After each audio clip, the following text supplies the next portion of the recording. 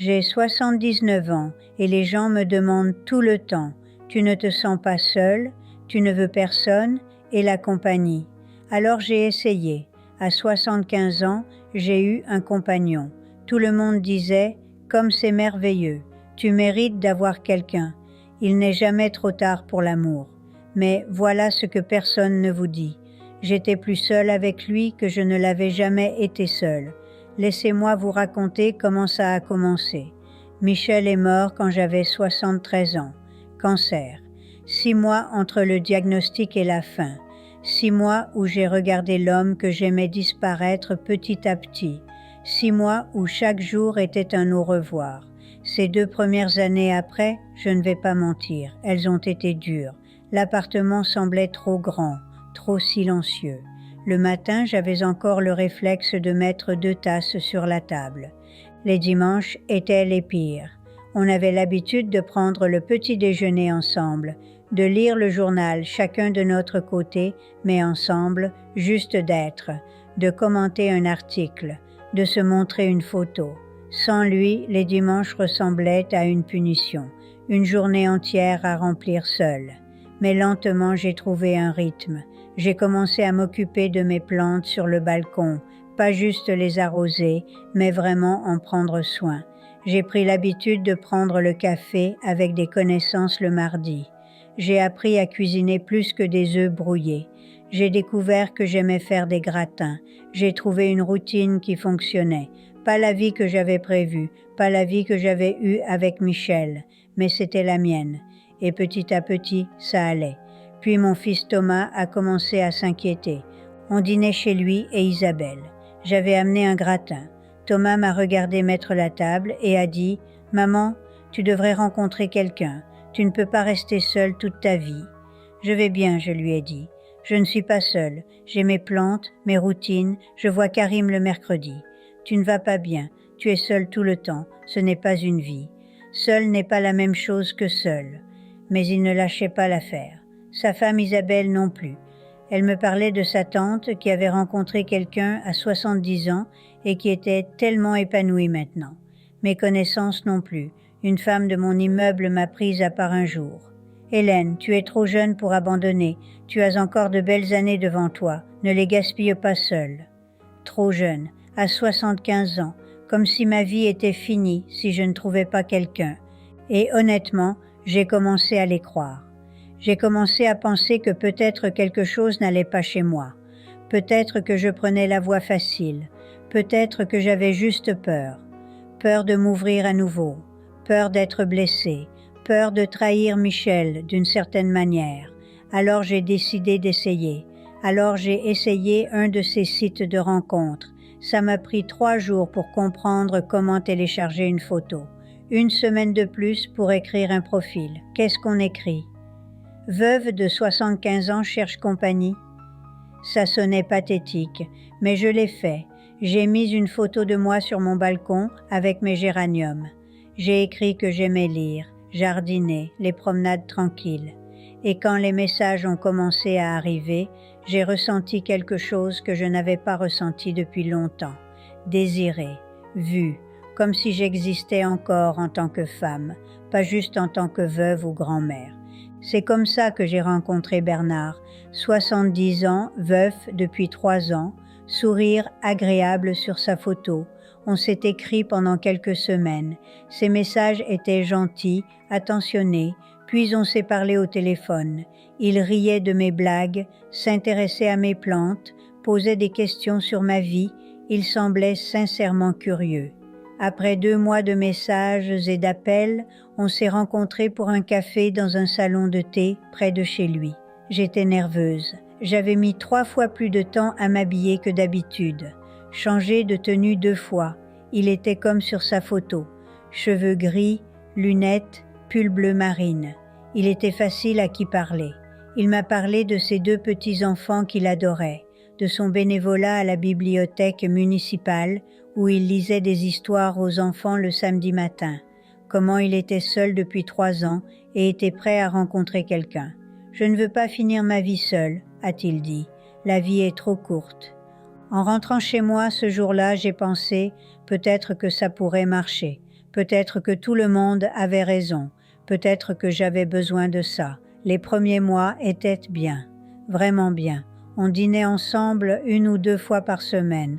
Il venait parfois chez moi, je cuisinais. Parfois on allait au restaurant. On allait au cinéma en matinée parce que c'est moins cher et moins bondé. On se promenait dans le parc quand il faisait beau. Il m'offrait des fleurs. Pas souvent, juste de temps en temps. Des gerbes rases, mes préférées. Il se souvenait de ce genre de détails. Ça semblait normal, ça semblait bien, comme si peut-être j'avais eu tort de penser que j'étais mieux seule, comme si peut-être Thomas et Isabelle avaient eu raison, comme si peut-être je méritais ça, cette deuxième chance. Thomas était ravi. Tu vois, maman, je savais que tu avais besoin de quelqu'un. Mais ensuite, de petites choses ont commencé à se produire. De petites choses qui, au début, semblaient être de l'attention, puis sont devenues du contrôle. Il appelait le matin, à 8 heures, après avoir pris son petit déjeuner, juste pour prendre des nouvelles, dire bonjour, puis encore à midi pour me demander ce que je faisais, ce que je mangeais, puis avant le coucher, vers 21 heures, pour me souhaiter bonne nuit. Au début, je trouvais ça gentil, attentionné. C'est ce que font les couples, non? Ils restent connectés, ils se donnent des nouvelles. Mais après quelques semaines, quelque chose a changé.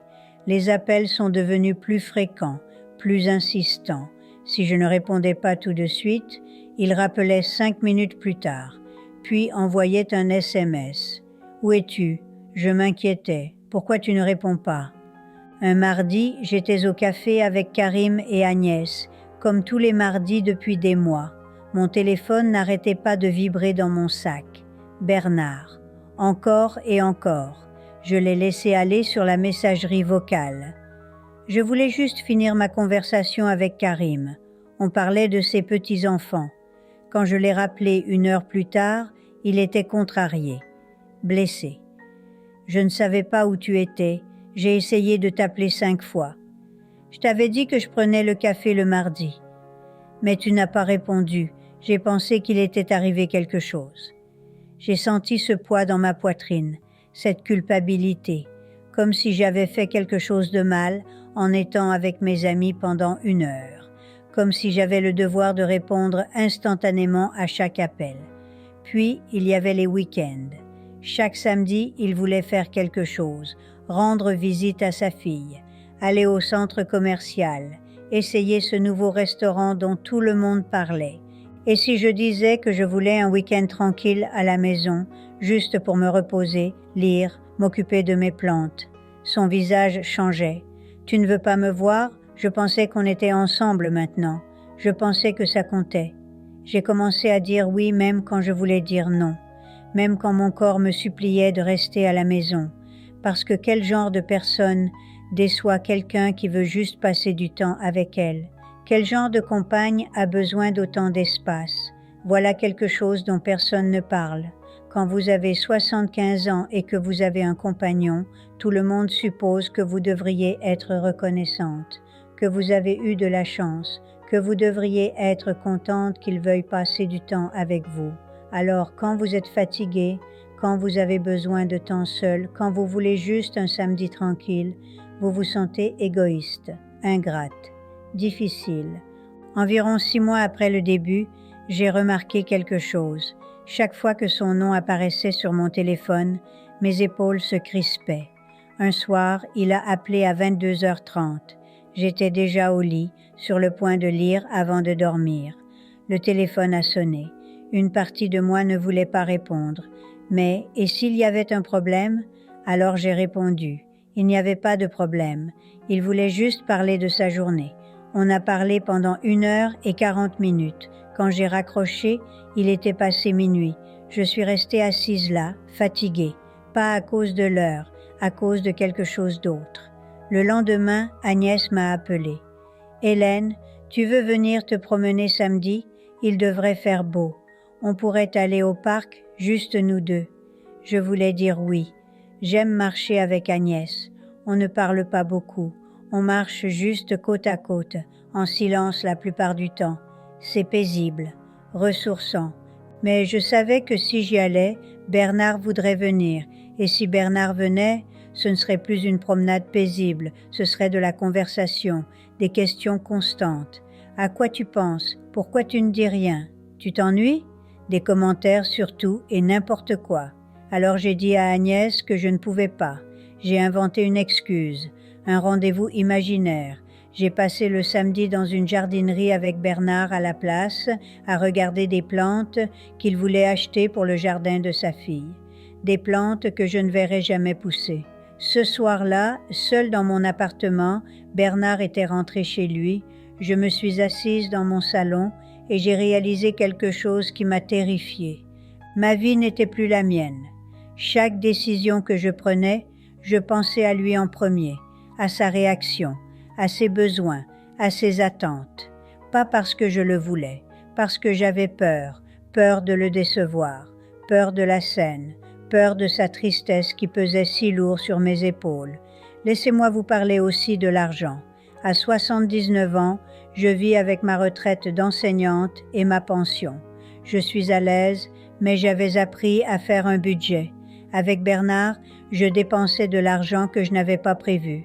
Dîner au restaurant, 40 ou 50 € à chaque fois. Essence, cadeau pour sa famille. Puis il a voulu faire un voyage à la mer. 200 € pour l'hôtel. Encore 100 pour les repas. Je n'ai pas dit non. Comment aurais-je pu? Mais je restais éveillée à faire des calculs, à regarder mon compte diminuer. Et ce n'était pas juste l'argent, c'était mon énergie. À 79 ans, j'ai une réserve limitée. Vers 15 heures, je suis fatiguée. Mon corps ne me donne pas le choix. Mais Bernard voulait sortir dîner à 18 heures, puis passer chez sa fille. On ne rentrait qu'à 22 heures. J'étais épuisée. Mon dos me faisait mal pendant 2 jours. J'ai essayé d'expliquer. J'ai besoin de plus de repos. Il me regardait comme si je cherchais des excuses. L'amie de mon fils a 80 ans et elle va danser 2 fois par semaine. Le point de rupture est venu environ 8 mois après le début. Bernard a commencé à parler d'emménager ensemble. Un soir, il l'a dit clairement. Je pense qu'on devrait vivre ensemble. Ce soir-là, après être rentrée chez moi, je me suis assise dans mon salon, mon appartement, l'appartement que Michel et moi avions acheté il y a 40 ans. J'ai pensé à le partager. Quelqu'un d'autre déterminant quand je mange, quand je dors, quelqu'un d'autre remplissant le silence dont j'avais appris à avoir besoin, et j'ai ressenti de la panique. J'ai rompu avec Bernard la semaine suivante. Je ne peux plus faire ça, c'est ce qui est sorti. Il a pleuré, a demandé ce qu'il avait fait de mal. Je lui ai dit la vérité. Je ne suis pas prête à partager ma vie avec quelqu'un. Il était blessé, puis en colère. Les premières semaines après, je me sentais terrible. Thomas était déçu, mes connaissances ne comprenaient pas. Mais lentement, quelque chose a commencé à se produire. Je me suis réveillée un matin et ma première pensée était « Qu'est-ce que je veux faire aujourd'hui ?» J'ai recommencé à voir Karim le mercredi. J'ai passé des soirées tranquilles à la maison sans culpabilité. Et je n'étais pas seule. J'étais en paix. Voilà ce que j'ai appris. Il y a une différence entre être seul et être seul. Avec Bernard, je n'étais jamais seule. Mais j'étais seule, parce que je ne pouvais pas être moi-même. J'ajustais constamment, m'inquiétais constamment de le décevoir. C'est une solitude différente. Le genre où quelqu'un est à côté de vous, mais vous ne vous êtes jamais senti plus isolé. Ça fait maintenant 3 ans depuis Bernard. Je n'ai pas eu de relation depuis. Les gens me demandent si j'ai pensé à réessayer. Non, parce que je comprends enfin quelque chose. J'ai eu un compagnon parce que j'avais peur. Peur de ce que les gens penseraient. Peur que Thomas s'inquiète. Peur qu'être seule signifie que j'avais échoué. Cette peur m'a poussée dans une relation qui me rendait malheureuse. Maintenant, je me réveille chaque matin. Je fais mon café comme je l'aime. Je passe mes matinées sur mon balcon si je veux. Et je n'ai à me justifier auprès de personne. Thomas a finalement compris. Il a dit « Maman, tu as l'air plus heureuse maintenant. » Et il a raison. Je suis plus heureuse, parce que j'ai trouvé la paix. Je ne dis pas que les relations sont mauvaises. Si vous rencontrez quelqu'un qui ajoute à votre vie, qui respecte votre besoin d'espace, c'est beau. Mais si vous pensez avoir un compagnon juste parce que vous avez peur d'être seul, arrêtez. Demandez-vous de quoi vous avez vraiment peur. Être seul ne signifie pas que vous êtes seul, et être en couple ne signifie pas que vous ne l'êtes pas. À cet âge, la paix n'est pas un luxe, c'est une question de survie. Mon corps ne peut pas supporter le stress constant. Alors j'ai choisi la paix. Chaque matin, je me réveille reconnaissante que ma journée soit la mienne. Oui, je me sens seule parfois, mais ces moments passent, et ils ne sont rien comparés à la solitude que je ressentais avec quelqu'un. Si vous êtes dans une relation qui vous vide, vous avez le droit de partir.